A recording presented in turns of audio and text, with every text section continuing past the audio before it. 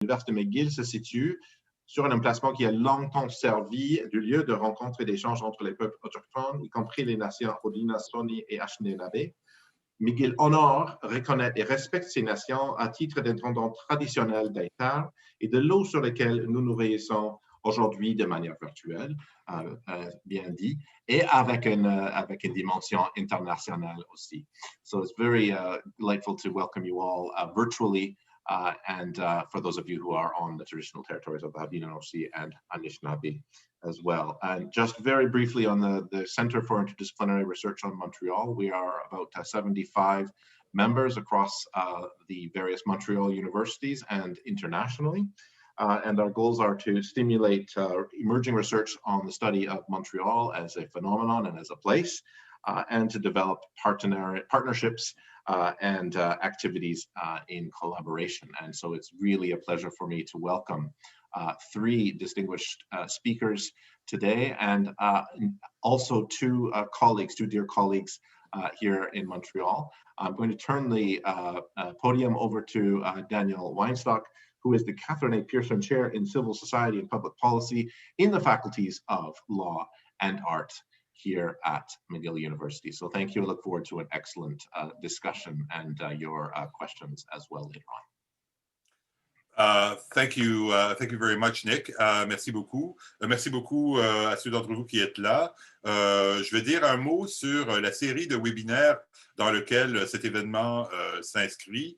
Nous avons pensé au début de la pandémie qu'il serait intéressant pour le centre d'organiser un nombre d'activités réfléchissant un peu sur Montréal et la pandémie, les épidémies de manière générale. Nous avons eu un premier événement qui a un peu traité de la manière par laquelle la recherche scientifique a été affectée par la pandémie. Notre deuxième événement a traité des épidémies et des pandémies dans l'histoire de Montréal, parce que nous n'en sommes pas à la première. Et aujourd'hui, nous sommes très heureux de nous réunir autour de la problématique ou des problématiques particulières spécifiques qui concernent les villes nordiques, donc Montréal, mais pas seulement Montréal, dans des contextes comme celui que nous vivons depuis maintenant 1 an. Nous avons donc 3 panélistes qui vont nous entretenir à partir de leurs expériences particulières, et nous les inviterons ensuite à échanger d'abord entre eux et ensuite avec les membres du public. À cet effet, je dois vous dire que si vous avez des questions, vous pouvez commencer à les inscrire avant même que les allocutions et la discussion ne soient terminées, dans la rubrique, alors en anglais, Q&A, question and answer, en français Q et R, questions-réponses. Donc, dépendant de la langue de votre Zoom, c'est soit Q&A, soit Q&R.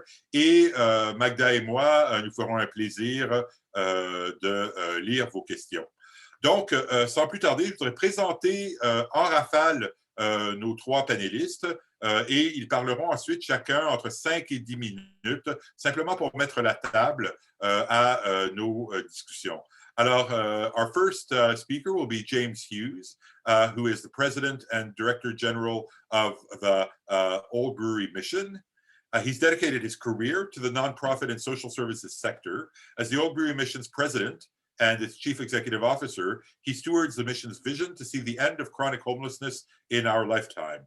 Under his watch as Director General from 2004 to 2008, the mission shifted from managing homelessness to focusing on reducing homelessness permanently through long-term solutions. He's co-chair of the Canadian Shelter Transformation Network and the editor of Beyond Shelters, Solutions to Homelessness in Canada from the Front Lines. Nous aurons ensuite le plaisir d'entendre Véronique Fortin, qui est professeure à la faculté de droit de l'Université Sherbrooke. Véronique Fortin, ses recherches actuelles portent sur la judiciarisation de l'itinérance, la répression des manifestantes et le contrôle pénal de l'espace public. Elle est membre de l'Observatoire sur les profilages et s'implique activement à la Ligue des droits et libertés. Elle est également chercheuse régulière du Centre de recherche sur la régulation et le droit de la gouvernance et membre du laboratoire pour la recherche critique en droit. And finally, we will have the pleasure of hearing from Agostino Rizzo, who is a professor of engineering, civil, environmental, and natural resources engineering at the University of Luleå in northern Sweden. So he's joining us from quite far away. He's an architect and an urban planner. He currently works as Director of Architecture and Chaired Professor at Luleå Tekniska Universitet, where he's conducting research on how to transform the practice of architecture and urban planning to support a more resource-conscious society. As a senior researcher, he has worked on several research projects with external funding from the Qatar National Research Fund, Swedish Energy Agency, Swedish Research Council, and Vinnova. He's a member of the editorial board of Cogitatio Press and an advisor to the Italian pavilion at the Biennale di Venezia. So the floor is yours, James Hughes. Grand merci, Daniel. Merci beaucoup de l'invitation de McGill de faire partie de cette panel. I'm really pleased to be here to share just a few thoughts on what probably the most vulnerable clientele in Montreal has faced during the COVID crisis. And hopefully we'll set the scene for the presentations of Véronique and Agostino to follow. So just a little bit of context. My organization is called the Old Brewery Mission. And it is a very old organization. It's been around since 1889, 130 years old. And going very strong. It's been around to see the transformation in the entire sector, and likes to think it was part of that change from really managing homelessness, this sense that it was good enough just to provide emergency and humanitarian services. But through the 90s and the massive growth in the number of homeless people, largely because of policies of austerity right across our country and frankly across the entire North, we saw a huge expansion in the number of people that were coming into shelter facilities and onto the street. And the response was simply to grow emergency services. But there was a sense of an unethical practice almost to say that let's just continue to expand those services and permit people to circulate in what is often called the dance of the shelter, people being invited out to go find a job in a house which they never could because of the massive problems, medical and otherwise, that they were facing, just to come back in the evening where they were received once again. So organizations like the Old Brewery did a massive pivot, and certainly not the only ones, to move towards an intense focus on housing. And today we're very, very proud that the number of permanent housing units that we actually manage exceeds the number that we manage in terms of emergency services. So we really have gone beyond being a shelter to becoming a housing organization, and many have as well. But then came COVID.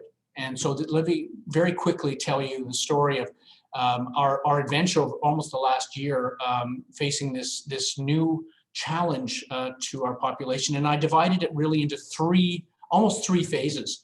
The first was from March to November 2020. So really the first part of the pandemic, when everyone was just shocked by the danger that this pandemic presented. And public health, of course, developed here in Quebec a number of protocols that directly affected organizations like ours. So buildings that would otherwise hold 280 people or 40 people would be cut in half. Because of distancing, you have to reduce your numbers. So what did that mean? What it meant for organizations is that we had to open up new facilities for people that were cycling within homelessness, train new staff because we can't reduce staff by the same speed, and put into place hygiene protocols that we'd never had before: masking, hand washing, distancing for eating, plexiglass all throughout our premises. And we were incredibly successful during this phase one here in Montreal. We had almost no cases of COVID in the homeless population. It was incredible. I see all this work being done, all this money being spent on protecting our clientele when no one seemed to be getting COVID at all. And I call that the phony war almost in terms of the first phase. And then came the second phase, starting really in early December, when the first outbreak occurred at a small shelter just up on the north end of the city. And all of a sudden, the vulnerability of the homeless population that we had been talking about materialized.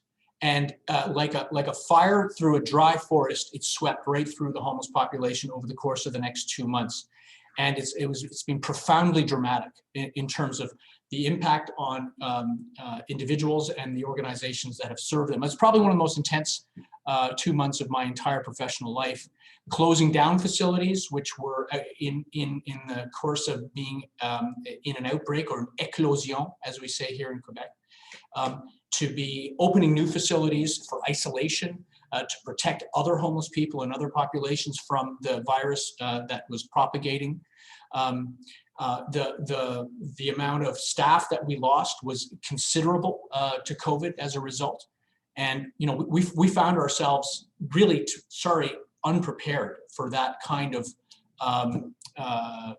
huge demand on our services in order to protect those who weren't affected.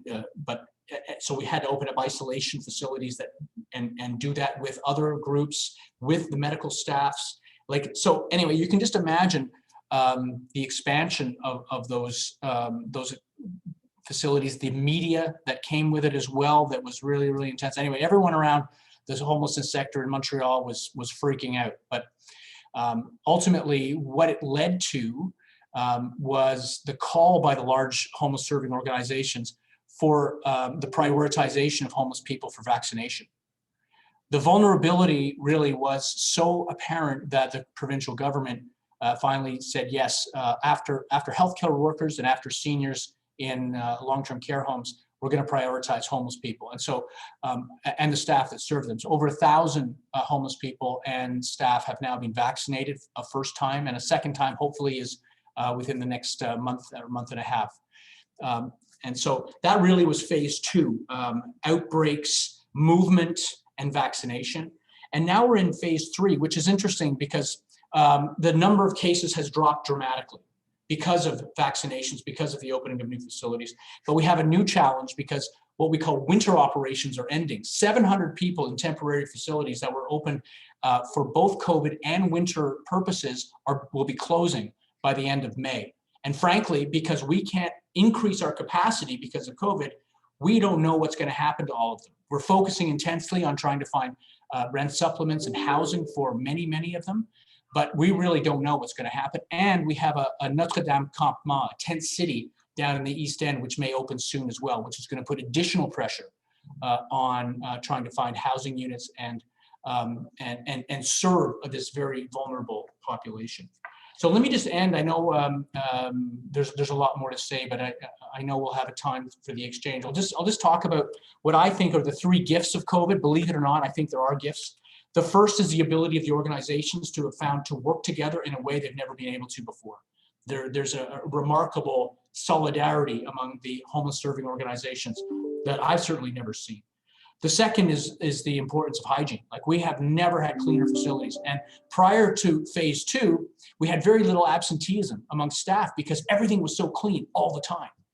And so it's a really interesting, there was no sickness of any kind prior to that phase 2. So it's an interesting insight.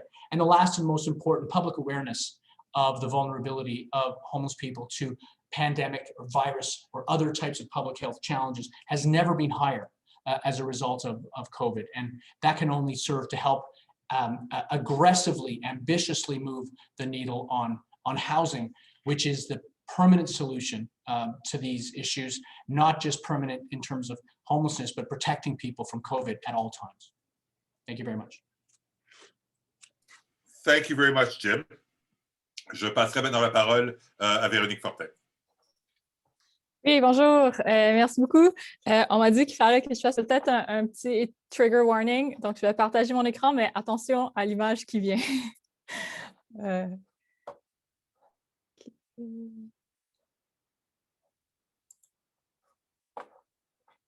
Donc, vous devriez voir. Est-ce que... Ah, ça s'en vient. OK.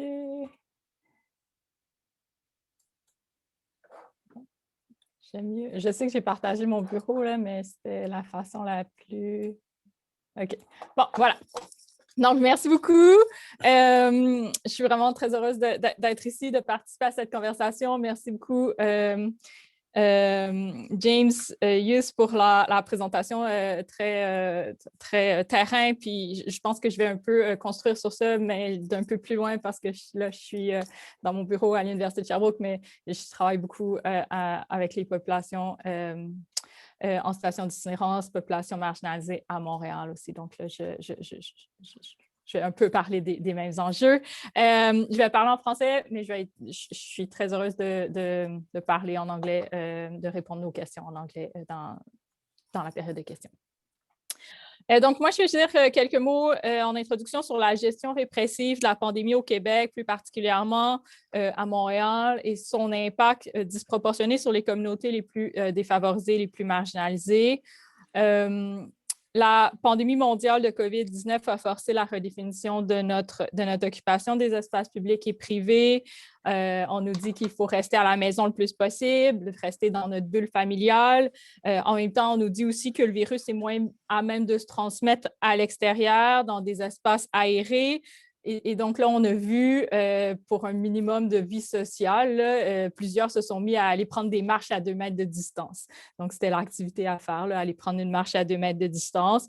Puis l'hiver est arrivé, puis il y a eu une pénurie de ski de fond parce que tout le monde s'est mis à faire du ski de fond.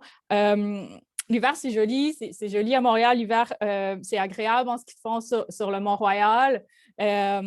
Surtout si on est capable de porter une combine en laine de mérino, un manteau en Gore-Tex, des bonnes chaussettes, des bonnes chaussures, puis qu'on rentrait à la maison avec un chocolat chaud devant un feu de foyer. Ça, c'est beau l'hiver. C'est pas la même réalité quand on a du mal à s'acheter des bottes d'hiver, puis que notre chez-soi, c'est un appart surpeuplé, mal isolé. Donc, évidemment, il y a deux réalités, plus que deux, en fait. Notre premier ministre, ici, la photo qui est à l'écran, c'est notre premier ministre, François Legault, qui, lui, n'est pas un adepte de ski de fond, mais semble être un adepte de planche à neige. Donc, ici, on imagine qu'on le voit là, dans sa cour arrière. Bon, évidemment, on n'a pas tous et toutes les mêmes cours arrière.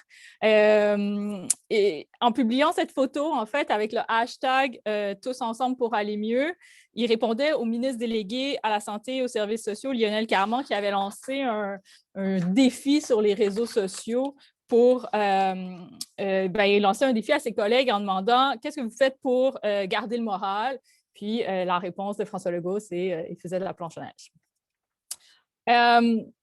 Toujours dans le cadre de Tous ensemble pour aller mieux, ici, on voit le ministre à gauche, ici à l'écran, on voit le ministre de l'Éducation, Jean-François Roberge, qui se détend, lui, en jouant de la guitare dans sa salle de séjour. Ma foi, semble-t-il très bien éclairé avec toutes ses fenêtres. Et sur son sofa en cuir, dernier cri. Et en contraste, l'image du bas, en fait, c'est une photo qui a été... qui a fait partie d'une campagne médiatique du RAPSIM, le réseau d'aide aux personnes seules et itinérantes de Montréal, qui, en fait, montre un logement insalubre et qui disait tous ensemble pour aller mieux, avoir un accès à un logement décent, ça ferait du bien à notre santé mentale. Donc, voilà. Et il faut dire que cette campagne, tous ensemble pour aller mieux, a fait beaucoup parler d'elle, mais c'est parce qu'elle a été aussi lancée 2 semaines après l'entrée en vigueur d'une mesure particulièrement draconienne pour contrer la hausse des cas de COVID au Québec, mais aussi, surtout à Montréal, le couvre-feu. Un couvre-feu, juridiquement, c'est un ordre d'être à un lieu précis entre telle heure et telle heure. En droit criminel, on le voit là, être imposé dans plusieurs situations, là, dans le contexte des conditions de remise en liberté, contexte des conditions de probation, emprisonnement avec sursis, là, je pourrais en parler plus. Mais le couvre-feu, il faut comprendre, là, ça a un effet spatial et temporel. Hein. Le seul fait d'être présent en un certain lieu en dehors des heures permises, ça devient une infraction, même si on n'a rien fait de mal autrement. Puis le couvre-feu ici est décrété comme une mesure nécessaire pour protéger la santé de la population. Là, je reprends les mots de l'article 123, alinéa 8 de la loi sur la santé publique. Donc, l'idée, c'est qu'on cherchait à réduire les contacts là, pour ralentir la pandémie. Est-ce que le couvre-feu participe de cette réduction des contacts? Selon les dires même du directeur de la santé publique, Dr. Horacio Arruda, nous dit ben, la littérature scientifique ne démontre pas l'efficacité du couvre-feu. On n'a pas isolé son effet, mais ce qui fonctionne, c'est un ensemble de mesures. Puis bref, on nous a imposé le couvre-feu depuis le 9 janvier 2021. Donc, décret du 8 janvier 2021, renouvelé 5 février 2021, nous disent, ces deux décrets-là, il est interdit à toute personne entre 20h et 5h de se trouver hors de sa résidence ou de ce qui en tient lieu ou du terrain d'une telle résidence, à moins qu'elle démontre être hors de ce lieu. Et là, il y a toute une série d'exceptions pour aller au travail, aller à la pharmacie, revenir de ses cours du soir, faire un don de sang, et il y a le besoin de son chien là, qui ont fait une exception qui a fait beaucoup parler d'elle. Donc, toute une série d'exceptions. Depuis le jugement une ordonnance de sauvegarde, en fait, qui a été rendue par la juge Chantal Masse dans la clinique juridique itinérante contre le procureur général du Québec, une décision du 26 janvier 2021. On a suspendu l'application du couvre-feu pour les personnes en situation d'itinérance, notamment vu l'urgence des conditions hivernales et vu les conditions difficiles dans lesquelles les personnes en situation d'itinérance se trouvaient, peur d'être interpellées par la police, peur de la COVID dans les refuges, pas d'accès aux refuges, dépendance, problèmes de santé mentale exacerbés. Bon, il y a toute une série de facteurs là, qui ont été analysés sommairement là, parce que c'est une ordonnance de sauvegarde. Ce qui est intéressant, c'est que tout de suite le lendemain, il y a un arrêté ministériel qui a repris qui a pris acte, en fait, de l'ordonnance de sauvegarde, mais qui a utilisé le mot « personne sans abri ». Donc, je vous lance ça, on pourrait peut-être en discuter. Est-ce que l'arrêté ministériel et le décret ont restreint l'application de l'exception versus personne en situation de différence qui était utilisée par la juge?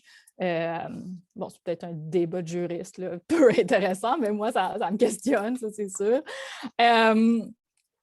Voilà.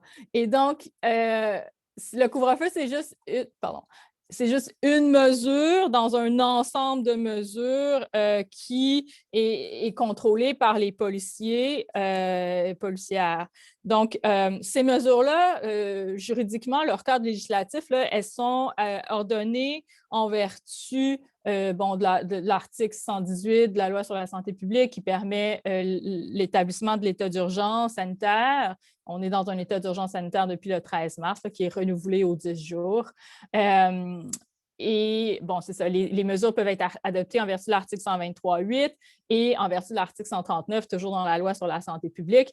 En fait, tout ça, ce que j'essaie de vous dire, c'est qu'on peut recevoir un ticket. Hein, vous l'avez entendu parler, mais c'était au début, on s'est beaucoup questionné sur qu'est-ce qui était ce ticket-là, ce constat d'infraction. Est-ce qu'on parlait de constat portatif versus constat abrégé versus constat long? Bon, bref, c'est un constat d'infraction, souvent de 1 000 $, et avec les frais, là, ça revient à 1 546 $. Les derniers chiffres du ministère de la Justice indiquent en fait qu'il y a eu 6 557 constats qui ont été remis entre le 1er avril 2020 et le 15 février 2021 en vertu de ces articles-là de la loi sur la santé publique et qui totalisent des amendes de 9 733 624 $. Donc, c'est quand même pas un petit montant. Et ici, ça, c'est une autre façon de calculer. C'est pour ça que les chiffres ne concordent pas vraiment, mais c'est plus pour le visuel. Donc, le CCLA, Canadian Civil Liberties Association, avec un projet de 2 personnes, le Policing the Pandemic Mapping Project, on montre qu'en juin, on fait... donc, la première vague, le Québec donnait massivement plus de constats d'infraction. C'était la stratégie là, pour contrôler les mesures sanitaires. Donc, voilà le portrait de la judiciarisation dans le contexte de l'état d'urgence sanitaire. finalement, je vous amène vers encore 2 dernières photos. Ici, on a le député Johnson, ministre de l'Agriculture, qui joue du piano pour se détendre. Hashtag tous ensemble pour aller mieux. Et une image du démantèlement du campement Notre-Dame qui a eu lieu en décembre 2020. Donc, un campement là, qui était une initiative grassroots pour que les personnes en situation d'itinérance puissent avoir intimité, chaleur, sécurité sans être exposées à la COVID. Ce camp a duré quelques mois, puis finalement, il a été démantelé là, par la police. Il y a plusieurs questions là, on pourrait y revenir, mais ça me ramène à la question de l'occupation de l'espace. Je vous cite rapidement le Jeremy Waldron, Homelessness and the Issue of Freedom, un article assez connu de 1991. Puis je vais résumer là, très, très brièvement, mais son argument, c'est de dire pour être, il faut être quelque part, puis nul ne peut exister sans exister dans un endroit précis. Bon, évidemment, les personnes en situation d'itinérance sont par définition des personnes qui n'ont pas facilement accès à des endroits régis par la propriété privée, sont forcées d'être dans l'espace public, qui est en théorie accessible à tous, ou dépendent de l'autorisation des autres là, pour accéder à des espaces régis par la propriété privée. En temps normal, c'est un espace qui est déjà régulièrement contrôlé par la police, puis les personnes qui l'occupent, par exemple, les personnes en situation d'itinérance, sont visées par la remise de constat d'infraction. Les recherches de Céline Bello, de Marie-Ève Sylvestre l'ont montré depuis plusieurs années à Montréal. Mais c'est encore plus le cas en temps de pandémie, où les interdictions visent l'espace public. On parle des interdictions de couvre-feu, les interdictions de rassemblement également, et ces interdictions-là sont multipliées. Et ça entraîne des conséquences néfastes disproportionnées pour les communautés marginalisées. Oui, pour les personnes en situation d'itinérance, et tant mieux pour l'exception de couvre-feu, mais les personnes en situation d'itinérance ne sont pas les seules personnes marginalisées qui occupent l'espace public à Montréal. Pensons notamment aux consommateurs de drogue. Il ne faut pas oublier l'autre crise de santé publique majeure là, qui sévit depuis quelques années déjà. Donc, la crise des opioïdes. On pense aux personnes migrantes sans statut, aux personnes travailleuses du sexe, aux personnes pauvres mal logées, aux personnes victimes de violences pour qui la maison n'est pas synonyme de sécurité. Bref, confinement et couvre-feu, c'est vraiment pas mal quand on a une belle maison avec un piano à queue puis une cour arrière pour faire de la planche à neige, mais c'est complètement une autre réalité pour un important segment de la population. Et pour reprendre la question, le titre en fait le titre La ville nordique en temps de pandémie, repenser la ville en temps de pandémie, on peut le faire sur des bases de solidarité plutôt que des bases de coercition, comme là, on est en train de le faire pour gérer cette pandémie. Donc, je vais m'arrêter là-dessus. Merci. Merci, Véronique. Agatino, it's your turn. Thank you so much. I will share the screen. Just a second. Let's see. Does it work? Yes. Okay. So, like being the only speaker, let's say from outside Canada, I wanted just to start by, showing where I'm now at the moment located. So you see like these 3 points here, and the S is Stockholm, and I'm located actually in the city of Luleå in the north of Sweden, quite close to the Arctic region. And just like very quickly, just to say, the perspective I'm bringing to you is, let's say, less of a big city, like what we have heard until now, but more like a perspective also from, let's say, the Nordic periphery of Europe and Sweden. You see here, the city of Luleå here in the north is located in a region that is called Norrbotten, which is a city that has the size of is a region that has the size of Portugal, but with a population of only 250,000. So the characteristic of the area from which I'm reporting is that of a sparsely populated area, is also affected by shrinking. Youth, particularly like move to the south to study and to work also, where there are like opportunities different from, as we will see, from natural resources and industries related to natural resources. The north of Sweden, the north of the Arctic is very rich in resources, which generates a specific kind of jobs. At the same time, is also a region also affected by aging in a way. I was mentioning natural resources. I guess nothing new for Canada, also very rich in natural resources, but also like a peculiarity of the region where I'm talking from is also we have a very low unemployment. We have also quite high disposable income, and this it's because the jobs generated by the natural resource industry and what is connected to it pays quite well, given the number of people that are available in the region. At the same time, we have a very large CO2 footprint per capita, exactly because we have these very large industries. And when I talk about natural industry, of course, I'm talking about mining, steel, paper, fuels, energies, and in the future also batteries. But the north is also north of tourism industry, both mass tourism and also like a small, low-scale tourism, and also of the Sami, of the indigenous population that is also lives in the north of Sweden. Very quick, like sort of introduction. Just to say that all of this, of course, this system has been, of course, quite heavily impacted by Corona. And you see here, I'm sorry, the pictures are in Swedish, couldn't find an English translation. But on the left side, on the top left side, you see the evolution of cases from the beginning of the pandemic last year till now. So we are in the beginning of the third wave, as you can see. And at the same time, on the top right side, you see, sorry, you see like also the evolution of deaths at the moment. And if you compare, if you follow the news about Nordic countries in Europe, Sweden is like in a way the black sheep of the Nordic countries. So if we compare this data with the ones we have from Finland and from Norway, we have had like a much bigger impact, and I'm going to talk about this like in the later slides.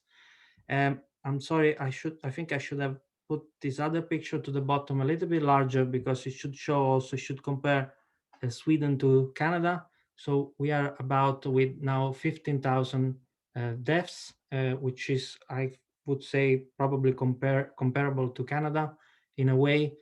And Finland and Sweden actually are like here at the bottom of the diagram. So let's say this diagram here on the bottom shows also that Sweden in a way as fare not so well compared to our neighboring countries.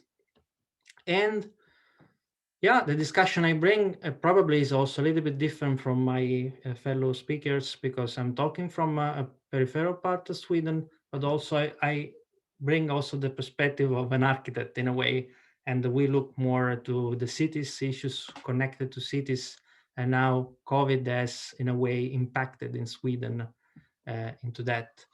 And I was scanning a little bit of discussions we have done. At the moment, there is very little research, you can imagine. But these bullet points are the main discussions that are going on in the major cities of Sweden, let's say. There is a major discussion about like the role of nature versus density in cities. And let's say in Scandinavia, the nature plays a very big role in the imaginary of people. And it's seen always as like a very positive aspect of cities, as an opposite of density. But nevertheless, cities in the country has become more and more dense, specifically Stockholm, Malmö, and Gothenburg. And this, if we look into the discussion we are having at the moment, both in the media, but also like, let's say in academia, we confront the issues of overcrowding, and also issue of accessibility, and the issue connected to stress when you live, of course, in a very small apartment in a big city. This is becoming like a very important element of discussion here in Sweden, like the size of apartments, the size of the private space, the quality of life. You can see in the second bullet point, another major discussion is big versus small towns. In a way, in Sweden, Sweden is a country that urbanized quite recently when compared to the rest of Europe, when compared to Britain, Germany, France, and so on. And so in a way, there is a much more, let's say, they are much more still attached to the roots of the rural roots and the small towns. And therefore, with Corona, there has been like a new discussion about, let's say, this kind of rhetoric. We move from the city, big city, to go to the small town because that is where real Sweden is. And this reflects also like issues related to affordability.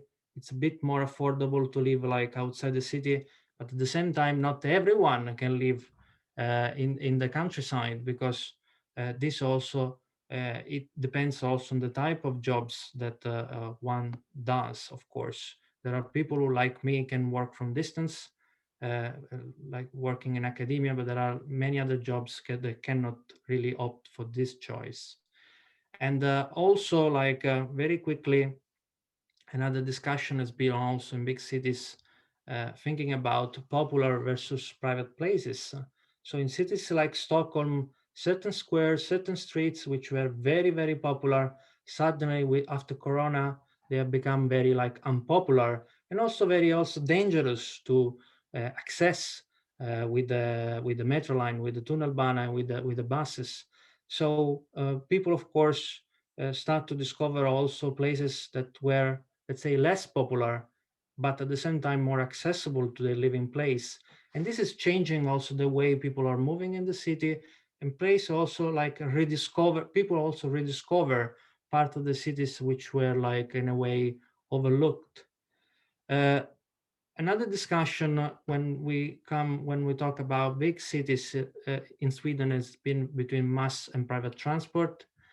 Sweden is like a large country where let's say 9 million out of the 10 are living actually in a small area of the country, which is to the south from Stockholm up to Gothenburg, and the remaining part, the one in the picture was in the north, is actually like comprises only 1 million inhabitants. So it's a very dual country, dualistic. So there is a part of the country which is very sparsely populated, and there is another part of the country which is in a way a little bit more European, more urbanized. And that reflects also in the new geography also of transport. In particular, like there is a big discussion about walking and cycling, which if you compare to other countries like the Netherlands and Denmark, in Sweden has never been like a cycling particularly like very popular, but it's now becoming more and more popular also due to the fact that by cycling is now perceived as also a more safer way to move into the city, as the opposite to use the buses and so on. But at the same time, if you look at big city like Stockholm, there are certain areas that are very much segregated, and also there are areas that depends very much on public transport. And these areas, if we look at the evolution of the corona pandemic in Sweden, these areas have been very affected, because these are areas where there are people who are foreign born, and so they have like a weaker knowledge of Swedish, and most of the information about prevention of corona have been basically issued in Swedish. So people who were born abroad, who had like a less command of Sweden, they have been more affected by the pandemic. And also these people who are born abroad and then perhaps they have a lower socioeconomic status, they depend much more on public transport. And these people have been also affected from, let's say, an economic point of view, and also on the degree of moving and moving around the town. And then, of course, being an architect, there's been also a big discussion about how design and street design should be also reimagined, rethought in a way like to like govern, like manage the flows of people in the town, in the cities, in a way that creates more space and distance between people, because this is an aspect like quite highlighted in Sweden, and also new ways to access offices. I think I should take a step back because I think there is one part I forgot to mention. Of course, when I compare to the previous speaker, here in Sweden, we haven't had any curfew to start with. So Sweden has had a very, let's say, an approach which has been quite unique in Europe and also in Nordic countries. The government did not and also could not, in a way, close the country. And that also depends also on the specific history of Sweden. First of all, we don't have a security or security protocols, so in a way emergency powers for the government. The last time Sweden was at war was during the Napoleonic Wars in the beginning of the 1900s. So the country didn't have the need to develop specific legislation for emergency, for period of emergencies. So this was one issue that the government had to confront, the fact that didn't have enough power to close the country, but also since the beginning in Sweden, there's been the discussion also that closing the country would have impacted the most people who had the least, in a way, people who had the least option, or also people who were needed to work, for example, in hospitals, nurses, doctors, which if the schools, for example, were shut down, this would have affected quite a lot also the capacity of hospitals to deal with the emergency.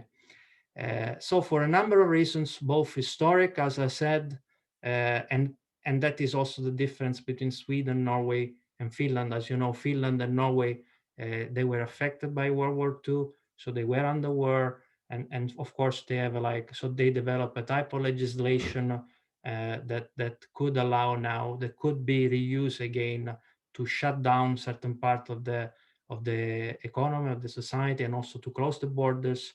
But Sweden didn't close the border up actually to some weeks ago when now the government was able to create a new temporary legislation to surgically shut some part of the economy. So we have now a specific temporary law that allows the government, that gives the government a little bit more powers to intervene into society, but it's still the government refrains to implement curfews because of course this will have a big impact in the way the society works. We are talking about a small country which is very large and needs all the people it can use to let's say specifically in the hospital at the moment of course to look after the people who are affected by corona.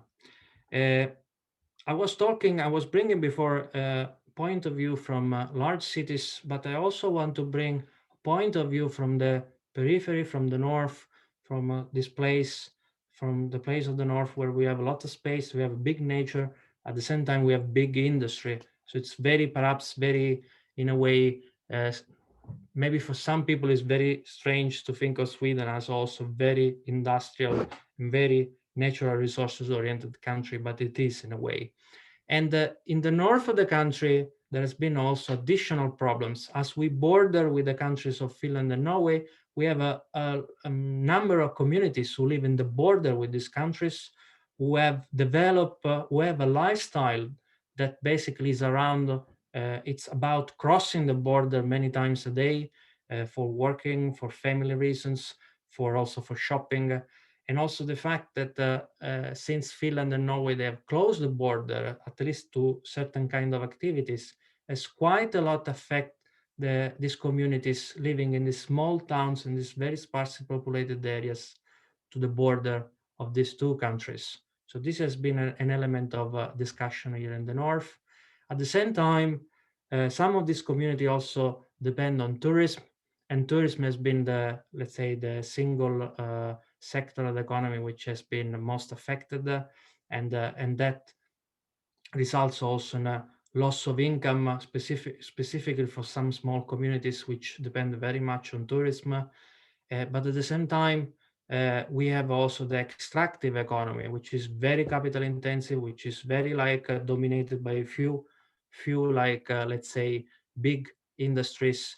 And if we look at the evolution of the pandemic in Sweden and the North Sweden, we can see that there is a connection in a way between explosion of corona cases and the location of some of the big industries.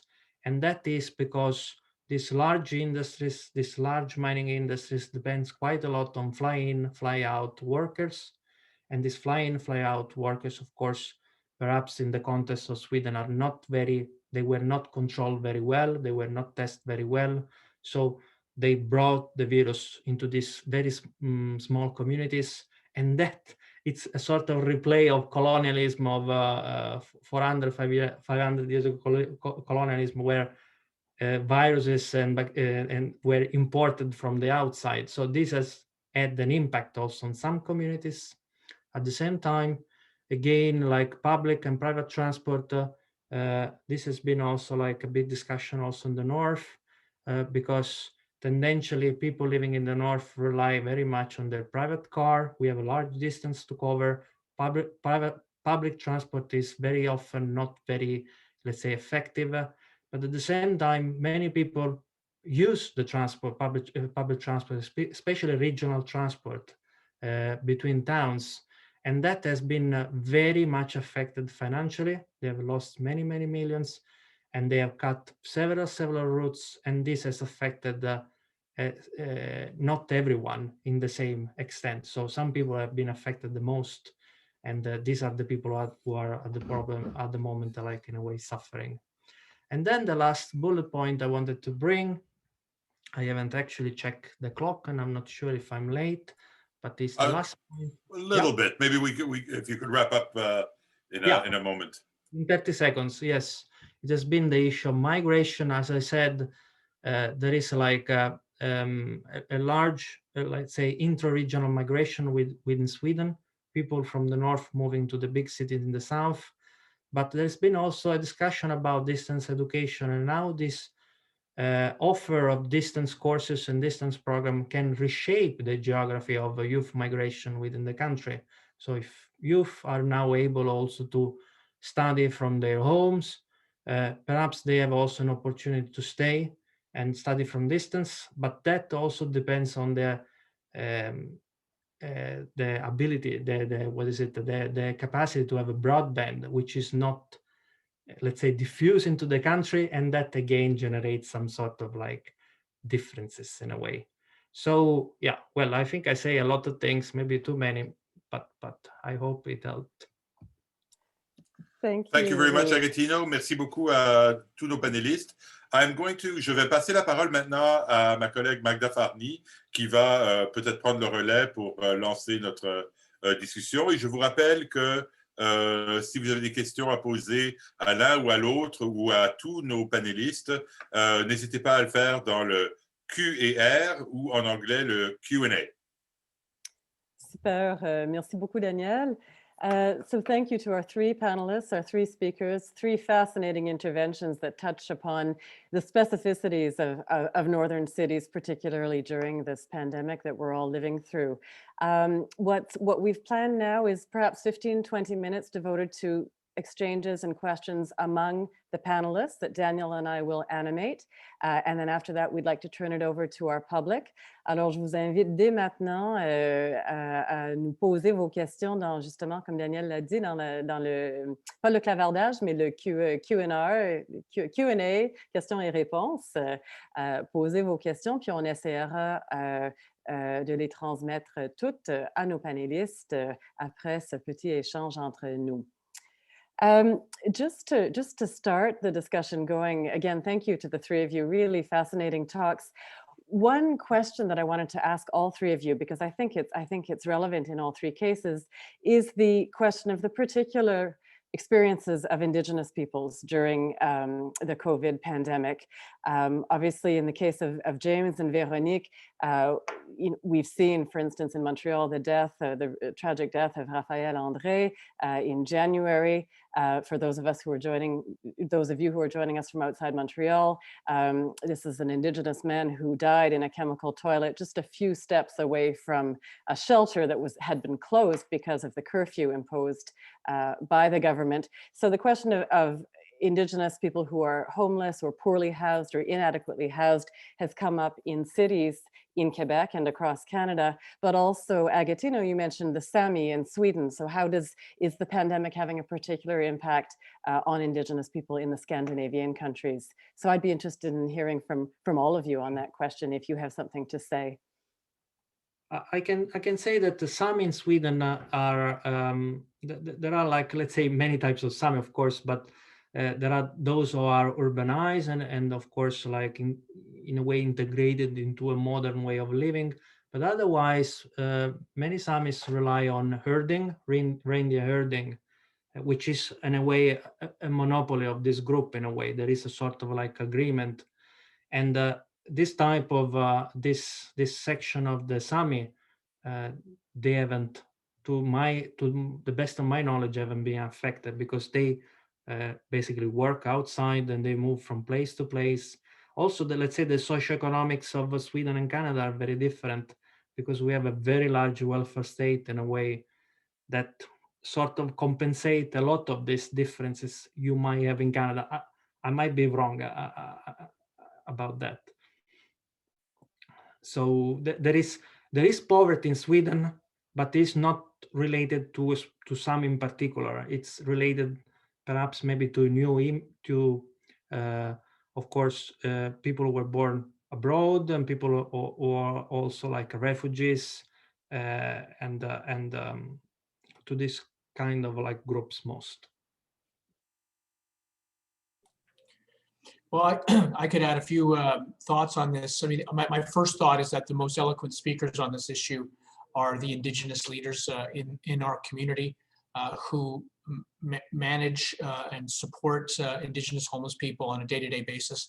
We do as well here at the Oberoi Mission across our whole network, but we're not experts in this area and not as articulate as we should be and could be as allies in trying to fight Indigenous homelessness in the way it must be. And the Raphael Andre tragedy has affected all of us. Magda, you can imagine it's like a, you know, we work as a system to try to make sure people get transported. The Oberoi Mission is responsible for transporting people from place to place throughout the winter to make sure facilities are always available where there's a need. We all provide a variety of what are called warming stations. So for people who don't want to necessarily stay in facilities overnight, they can come in for a bowl of soup and some company for an hour and then leave again.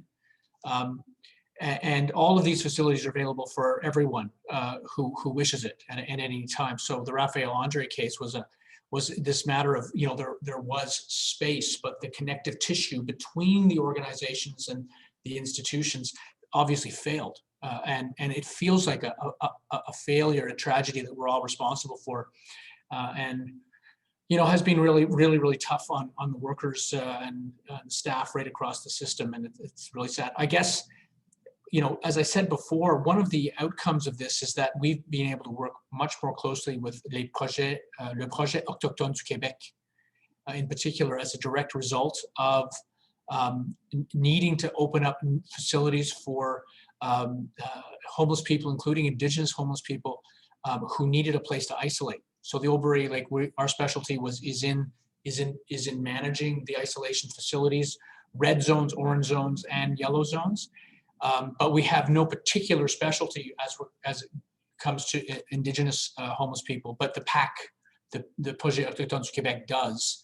So together with the Regional Health Authority, we actually created a space at the Old Royal Vic where all three organizations came together to form one team to support a wide variety of clients, including Indigenous people that were needing to isolate or were awaiting tests or whatever. So it was really lovely. It's ongoing today, and we're in very close touch with them, and I hope that will continue. So I mean, that's just one comment. I would go on a few other points on that, but that's the reality we're living.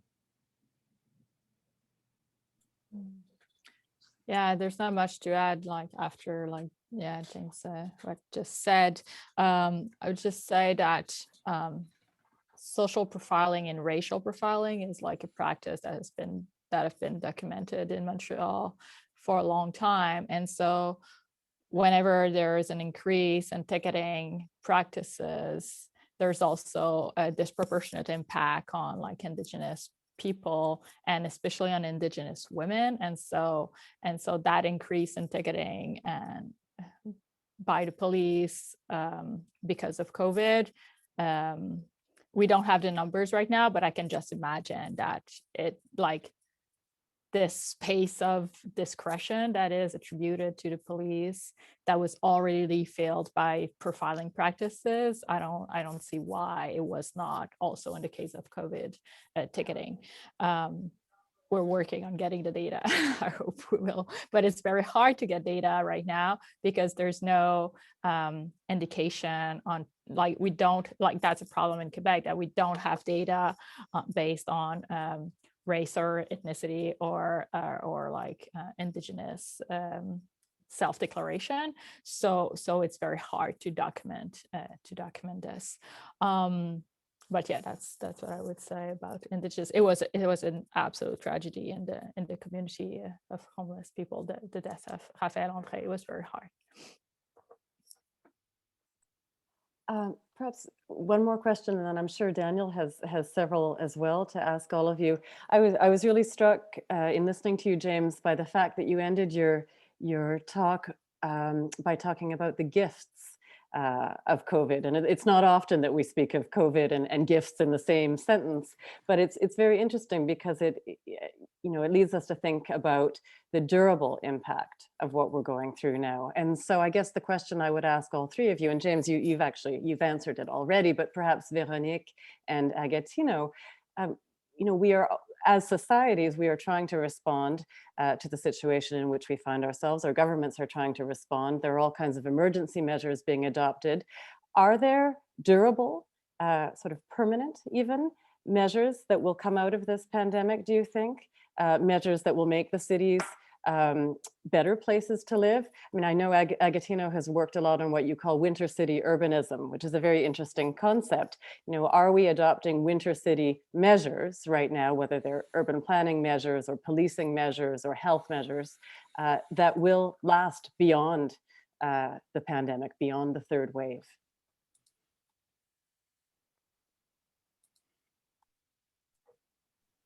Well, I certainly hope that the curfew will not last beyond the pandemic. So that's one thing I don't want to last. Otherwise, I would say that, and I'm taking a step back from like marginalized population right now, but I think that, and it's not necessarily based on my research, it's more an observation, but I like being someone who is not trained in urbanism or urban planning, but that has an interest in like public spaces and the management and design of public spaces. I do like how people are kind of reclaiming their outdoors right now. So I certainly hope that this is something that will last. And here in the Eastern Township, and I know it happened in Montreal too, but there are like suddenly a renewed interest in like little, we call it placettes in Sherbrooke, where people could like, it's not a place publique, it's not a park, it's just a tiny place where people could go who do not have an outdoor backyard and could like gather when it was possible to gather during the summer. So and also like in the winter, like there's like a great like ice rink that has been like especially redesigned for this winter, like trying to occupy, like to make sure that people like have something to do. So I really hope that this idea of getting together in the outdoor will last, but it needs to be also thought in terms of like inclusion of those places, and not like what are the obstacles that make those places not inclusive. If we really want them to last, we need to make them inclusive for all kind of segments of population, marginalized, racialized people also. Yeah. So maybe I could jump in with a question or two, and I remind people that the Q&R is open. We have a couple of questions that have come in. So one of the things that has struck me throughout the pandemic is that the policy response to the pandemic, the way that the pandemic worked its way through the community, but also the policy response and its effects, doesn't create new patterns, it reveals old patterns. You know, it makes more vivid, exacerbates, you know, certain tendencies that are already present in society. Now, you know, the pandemic is not the first time, Véronique, James, that in this province or in this country, we have talked about the criminalization of poverty. It's a theme that has been around forever, and you know, the curfew just adds a layer of you know, further criminalization to the issue of poverty. I guess I'd have a question for both of you, and then a sort of a flip side question for Agostino. You know, and here I'm perhaps asking you to speak a little bit outside of your specific range of expertise, perhaps more as a citizen than as a specialist in as a civil engineer. I guess the question for amongst the things that you see that are perhaps positive outcomes of the pandemic here, is there a realization, as there seems to be perhaps with respect to the other you know, the other pandemic that Véronique touched on, which is the opioid pandemic, that criminalization is a dead end that leads to obviously counterproductive sort of results, or do you think that this is something that is just so sort of dug deep into our way of understanding, into our understanding that might be a bit of a pious wish? I guess for Agostino, does this reveal something about Sweden? You talked about the welfare state being extremely well established, but is there also, therefore, kind of is it something that resonates with you, or is it something that's absent from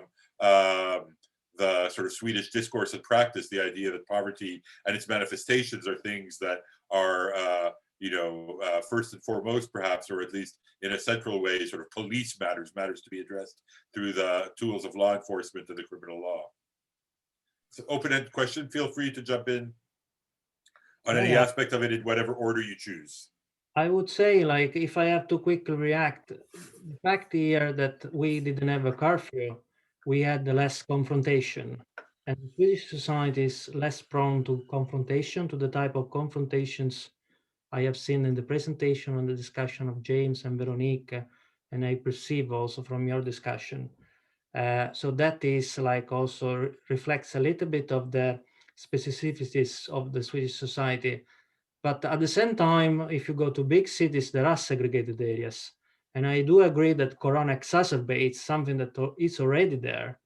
The fact that there are like large districts of Stockholm, which are basically where there is one type, let's say, allow me to simplify, but there is like a foreign-born person living there who is probably like on benefits and is also like disconnected to the rest of Stockholm and depends on public transport. But now public transport is less accessible. Lots of routes have been canceled. So there is like a process of strengthening in a way of segregation into the city when I think about big cities. So I think this is something that is very dangerous and very, very problematic. And also there is like also subtle discourse in the news about like migrants and virus, a sort of short circuit of some specific political parties here we have in the country. As you know, in Europe nowadays, we are in a big wave of populism and like nationalism, and there are like some short circuits associations that are totally like baseless between virus and migrants, which sometimes are proposed only for electoral gain. So yeah, exacerbates. Yeah, I agree with you. It reveals more what there was already there. I think it's still such a pertinent, such a relevant question. Véronique showed a fabulous graph on the number of constats or tickets issued to homeless people by province. But what it didn't show, and Véronique, correct me if I'm wrong, is that for what that category of what I think they call uncivil acts, jaywalking, urination in public places, those kinds of things, 40% of all tickets in Montreal were given to homeless people over, I think, the last few years. So, like, and the homeless population in Montreal is at any one time a little over 3,000 people. It's obviously highly mobile, but that's according to the street counts that we do. It's about this. So it's not. So I think it's a remarkably high number for a population of 1.5 to 2 million people, not counting, you know, the north and the south shores. So over 50% of prisoners in federal penitentiaries have mental illness.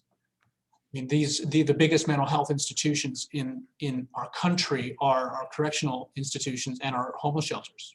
Like that's where they are, right? So I think these are other examples of why. I mean, these are self-inflicted wounds. Housing with supports can clear out this entire population. These are issues that can be dealt with in a progressive way with early interventions that we can spend so much less money and be so much more humane and moral if we just take that long-term patient approach and put housing first. I'd just say one little piece of good news. So we talked about the curfew a fair amount, and everyone was quite shocked when the Premier, when he announced it, said, yes, it applies to homeless people. And I must have done 20 interviews that said, last time I checked, homelessness doesn't stop at 8 o'clock at night. I mean, we've been doing this for a long time. 24/7, 365. That's our business, and we would have obviously preferred that homeless people be treated in the way the reality is reflected in the very services that we're funded to provide. This is the provincial, municipal, federal governments are funding us to provide these 24/7 services. But on the ground in Montreal, only 6 tickets were actually given out during the curfew period to homeless people. And that is because the Montreal police force, and they have lots of reasons to be criticized, we're very, very sensitive about this issue right from the beginning. And we were highly politically sensitive, but our organization and others were in touch with them constantly to say, they may be out there because they have to be out there. They may be moving between places. They may be living in the street, right? How can you ticket someone for where they live? So, and I think the police got it, and we were in touch almost every day during that period. And so I know in some other cities, more tickets were given out, ironically, than in Montreal. Three Rivers, I think, got a whole bunch of tickets. And these are tickets, as Véronique said, $1,000 or more. And don't get me started about the big backpack that homeless people have of tickets in their back that'll help them never get out of homelessness, because no landlord will take you with that kind of debt on your back. There's no way they'll pay their rent. They're not even paying their tickets. That's a whole other issue. But bottom line is, this is a live issue, and it needs to go away if we're going to knock homelessness right off its back. There's some questions in the chat, which I think some aspects of which I think would take us pretty far afield from your area of expertise, to do with the reorganization of work and things that are happening as a result of COVID. But maybe I'll flip it and ask an aspect of the question, which I think does touch on what we've been talking about today, and perhaps in particular the issue of homelessness. We've obviously seen in Montreal, and I'm sure that this is the case in other places. Tino gave us an example, smaller towns, of a reorganization of the way in which we occupy space, right? When I say we now, I'm talking about the white collar people who are, I mean, I can't remember the last time I went downtown, because I can do my job. Well, not only can I do my job, I must do my job from home. And there are many of us who would be going in either to our offices at McGill or Concordia or at UQAM, who are now staying at home. There are a lot of people who work in office towers in the city who are also working at home. And so, although this is more anecdotal than quantified, the sense is that the downtown core has been hollowed out a little bit by the pandemic. And people are spending, the person in the chat talks about commerce de proximité. We're much more in our neighborhoods because, we're just spending a lot more time than we ever did. So this is very open-ended, and maybe it's directed at Jim in the first instance, but I'd be very curious to hear from all of you. How have you noticed the way in which that reorganization of the use of space, especially perhaps in the winter, has affected the issue, the visibility, the vulnerability, perhaps, I don't know, has that had an impact that has it changed the situation in any measurable or noticeable respect? Do you see what I mean? Yeah, no, totally. Many times it's a ghost town here. I am downtown. I'm down at one of the centers of the city at Saint Antoine and Saint Laurent, kitty corner to the Palais de Justice. Speaking of judiciarisation, sorry, the fire truck's just going by here. It's still pretty busy around here at this particular corner, but you just go up 2 blocks and it's dead. And one of the interesting implications of that in our sector is that it actually creates an opportunity to actually acquire housing in the downtown area that we wouldn't otherwise be able to acquire. And the federal government has announced what I think will be a legacy program, $1 billion of federal money going into what's called the rapid rehousing program. That's allowing community organizations like us to acquire hotels, which are absolutely empty and they would otherwise be going under. So it's a chance for them to cash out and us to acquire permanent housing, which is obviously permanent answers to homelessness. So that's a really interesting, the prices are right. And so that will, I'm not sure how big an impact that will be. There's actually investment coming into Montreal. I think that, there's opportunities for on the private side, you're playing in the medium to long-term view. I think Montreal will come back really, really strong eventually. But it's hard to tell right now. But actually, on balance, it's actually not a bad thing for our sector.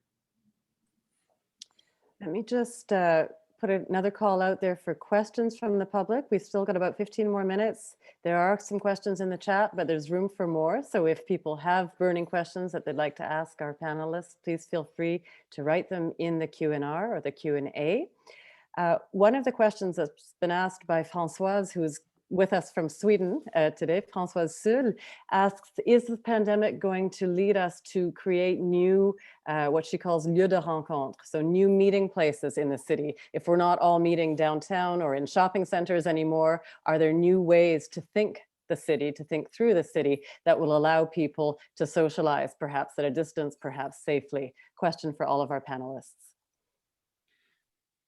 I can say, but then I will be very quick because I think Veronique also hasn't spoken.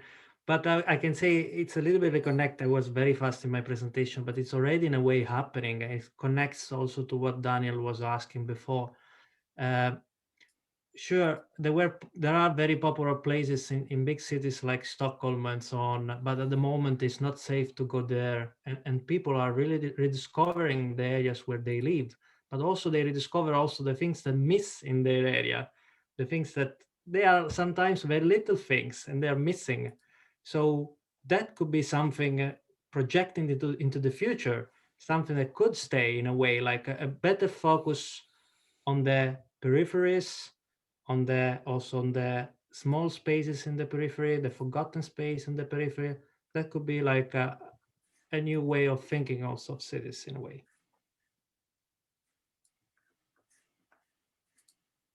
Well, I hate COVID. I gotta tell you, like it is really like so Albury, like it's a place of hope. I love being here. Like we're on the side of hope and helping people out.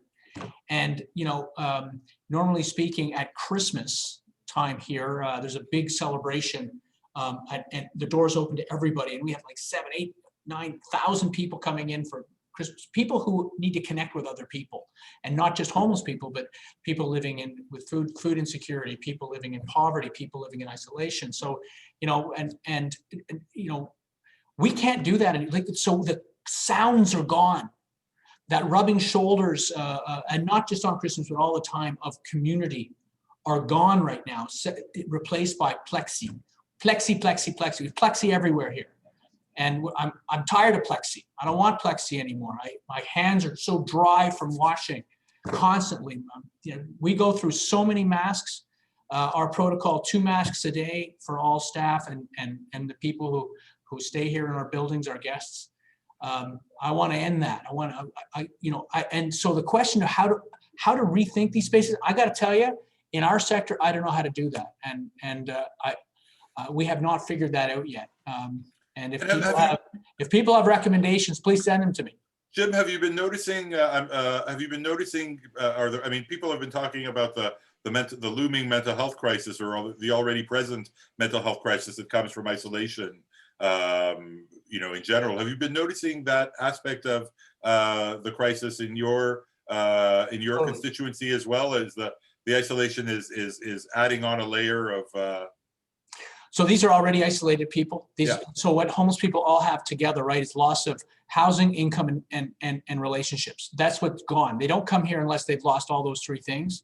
And now they've even lost, to some extent, the community within the isolated community. It's like this pandemic within a pandemic, or a crisis within a crisis. I hear that all the time. It's getting trite to hear, but it is really awful for us. And our cases in what we're called called our PRISM program, which is for people suffering from psychosis or other types of severe mental illness. And homelessness at the same time. We work very closely with the medical specialists on this. Demand is very high, very, very high for those programs. And at a time when our staff comes and goes because some get COVID, they got to go. So we're light on staff through those things. So I got to tell you, I cannot wait till this is over. I cannot wait till all our staff and all homeless people in Montreal and in Sweden are vaccinated twice. 14 days after that, man, we are popping the champagne and busting the plexiglass. Maybe one more question from me, and then we'll see if any others pop up in the chat, or if Daniel has any others. Agostino has spoken quite a bit about the segregation that exists within Stockholm, for instance, within big cities, and how clearly certain neighborhoods are in a tougher situation than others because of lack of access to public transit. It seems to me that in Montreal as well, COVID has forced many of us to rethink our mental map of the city. And it's interesting to think about the media's role in this, because neighborhoods that rarely made the news before COVID, Rivière-des-Prairies, for instance, Montreal North to a certain extent as well, all of a sudden were being talked about. And we all learned, I think, collectively, that these were neighborhoods not only where there were many long-term care homes, CHSLD, but also many healthcare workers living, often healthcare workers waiting for regular papers, waiting for citizenship status. And so I think it's led many of us to think about Montreal, to think of the map of Montreal differently. Veronique and James, is this true? I mean, we've talked a little bit about downtowns emptying out, but homelessness is not simply, or inadequate housing is not simply a problem of the downtown. Is this a problem that whether it's homelessness itself or finding that has been lived in different parts of Montreal differently? I've been talking too much, Véronique, je vous invite. Oui, donc la réponse est oui, yes. Like racialized communities have been, from what we hear, like without having the data, but from what we hear, have been like disproportionately ticketed for COVID gatherings. So I'm talking like Montréal Nord, Parc Extension. But we also need to think about the kind of like housing situations exist in those neighborhoods, and how like to let up some steam, you need to go outside and like chill in the park for a little bit because the house is just like so hard to be in because there's too many people or because like it's very tense or whatever. So because we're not in a big mansion in the suburbs, you know. So I think in terms of occupying space, so and also like the racial and social profiling that exists and that's been documented doesn't stop. So it's compounded. So yes, there is ticketing in other part than Montreal downtown, and there is maybe it's a good thing though, as like if we are thinking of the gifts, is that it's true that we've heard a lot of different neighborhoods in Montreal right now and their social organization and geographic organization, which is probably a good thing. We've heard like the mayor of Montréal Nord talking about how we need more public place in Montréal Nord and all this. So that's probably a good thing. And I just want to add something that is kind of like going back to a previous questions, but I think it's tied, is that yeah, homeless people per se maybe have been tolerated, even if we know that like the prime minister has said, oh, we cannot suspend the curfew for homeless people because how are we gonna tell who is homeless from someone who is not homeless, which was a bit disconnected from like being on the ground, and it was criticized for this. But you know, sometimes you're homeless is just one paycheck away or one social welfare check away, and so the curfew is, for example, someone who has some kind of housing situation but who is relying on collecting cans. We call it like the can runs, collecting cans and like recycling bins, or on panhandling. Like panhandling downtown is like, from what I heard, is like more difficult right now because there's less people like passing by. So the cans and sometimes the can runs are done mostly at night when there's less people seeing you, because like there's many like stigmatization. There's a lot of stigmatization associated to the can runs. And so people, what I've heard is like, yeah, maybe there was only 6 or 9, like we can debate the numbers of people homeless that have been receiving tickets for curfews, but there's other kind of tickets that have been given to people who might have an address but are just so like close to being in homeless. That's why I pointed out this idea of like personne en situation d'itinérance versus personne sans abri, and what does that mean, and what is our definition of personne en situation d'itinérance versus personne sans abri, and do we what are we doing from the person who needs to go to a safe injection site and has a tickets because they go at night and receives a ticket. They have a house, but like we know that there's like a lot of instability there. So yeah, I'll just stop there. Do you want to ask a question since you're right there? Sure, I'm just taking notes because this is such an interesting conversation. So I put it into the chat for the panelists, but I'll just share it a full voice for the audience, of course. And I'm just generally curious, because I often get asked by media, especially, what's going to be the after COVID, and that's a very almost presumptuous kind of statement, because we know from epidemiological research, et cetera, that vector-borne diseases like COVID-19, we're just waiting to burst forward, right? And that COVID-19, its variants that are starting to appear, they're probably only the tip of the iceberg. But that is not to say that, you know, of course, with the vaccination, we will have a return to something. I'm very curious to hear from the panelists. What do you think will be the hangovers in terms of attitudes toward public space, homelessness, compassion, the role of the state in terms of these matters of access and equity, et cetera? What is the hangover in both positive and negative ways? Because Jim, you talked about the positive things that have raised the profile, raised the awareness at least. Veronique is just, we're also mentioning, as Magda mentioned, the mental map is changing because we're more aware of places like Montréal Nord, La Chine, where there is structural homelessness and it is becoming much more serious a problem. But also, what will be some of the negative hangovers, such as the fact that people may take a long time to be comfortable with being in close situations with others, right? The rubbing shoulders and the encounters that we know are so important to the development and the maintenance of society, civil society, but also society as a phenomenon, compassion, kindness, and an appreciation for difference too. A long, sort of multifaceted question, but what reasons do we have to be optimistic, and what should we be vigilant about, maybe as specialists in various fields? I have 2 points that will be very short. One point that is positive, I think it's also with the PCU, I don't remember what's the acronym in English, but with the $2,000, the CERB, from federal sources, people maybe realize that $700 for social welfare in Quebec is absolutely inadequate. So I'm hoping that will like spark some kind of conversation, that $2,000 was like the bare minimum to live. And the downside is like, I love Montreal festivals. Just like, I don't know when I'm going to go back to a concert at La Place des Festivals with I don't know how many thousands of people again, rubbing shoulder and being that kind of inclusive. Like, and I'm thinking Place des Festivals, but it could be also like folk rock sur le canal or like something at Berry-UQAM.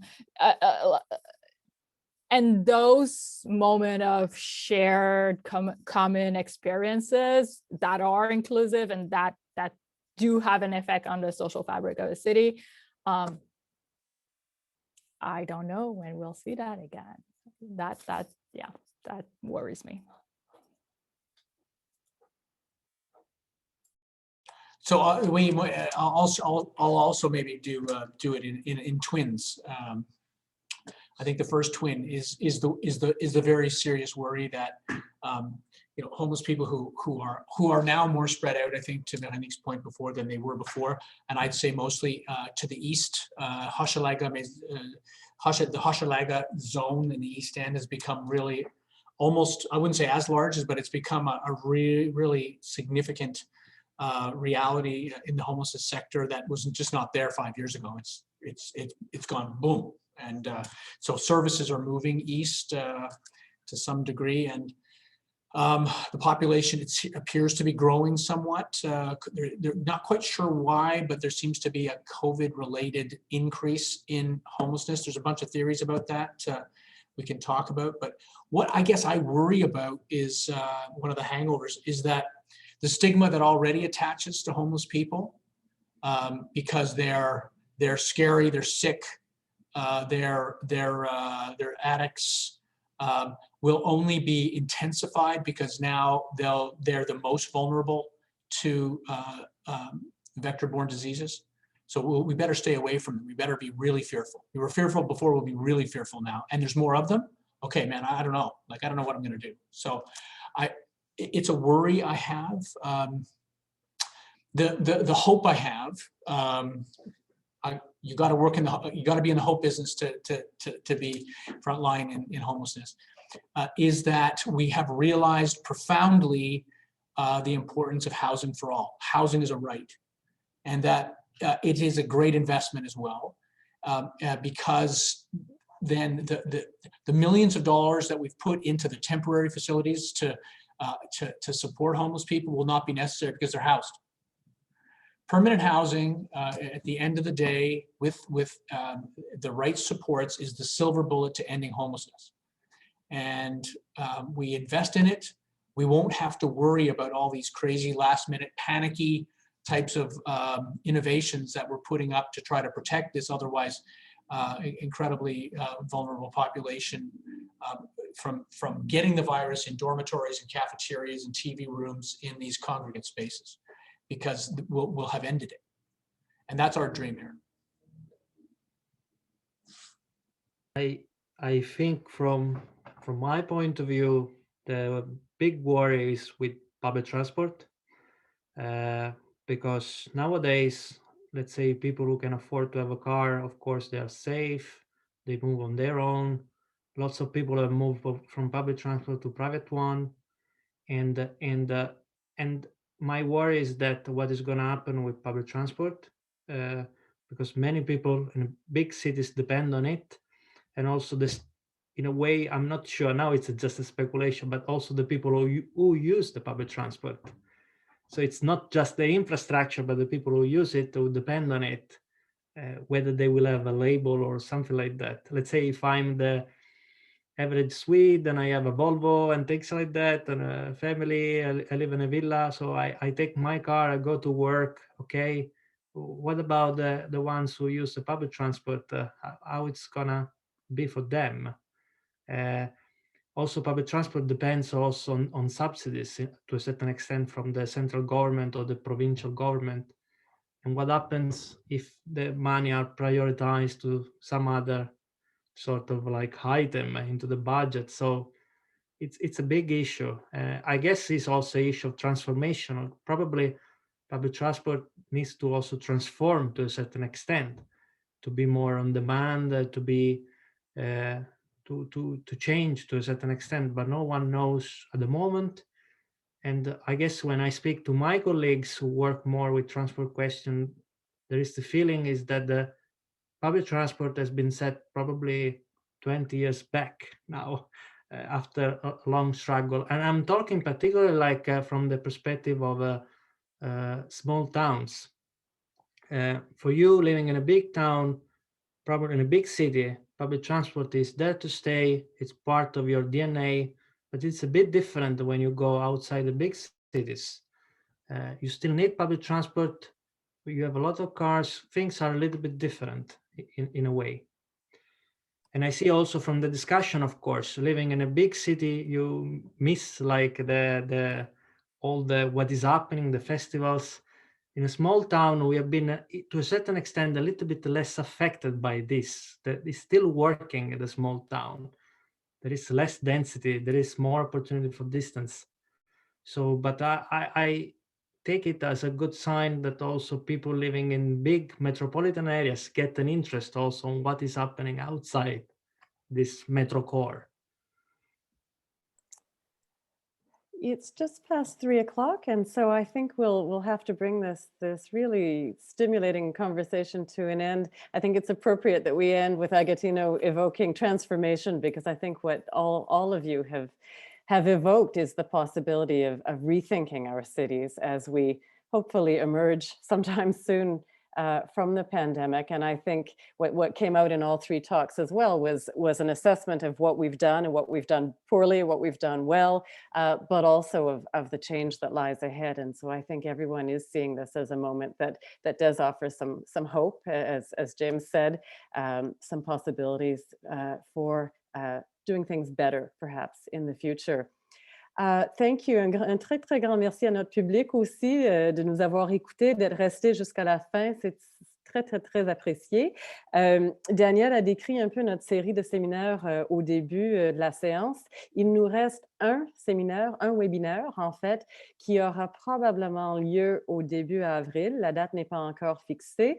La thématique non plus, quoique on ait des idées. Alors, je ne révèle rien pour l'instant, mais sachez qu'il y aura un autre séminaire, un autre webinaire dans les semaines qui viennent. Puis, le CRIEM fera la publicité comme il le fait toujours pour que vous ayez toutes les informations. So please stay tuned for our next webinar. And while you're waiting for it, please join me in thanking James Hughes, Véronique Fortin, Agostino Rizzo for 3 very, very thought-provoking and heartfelt interventions. Thank you very much. Merci beaucoup. Merci à vous. Merci à vous. Puis à bientôt, à la prochaine, j'espère.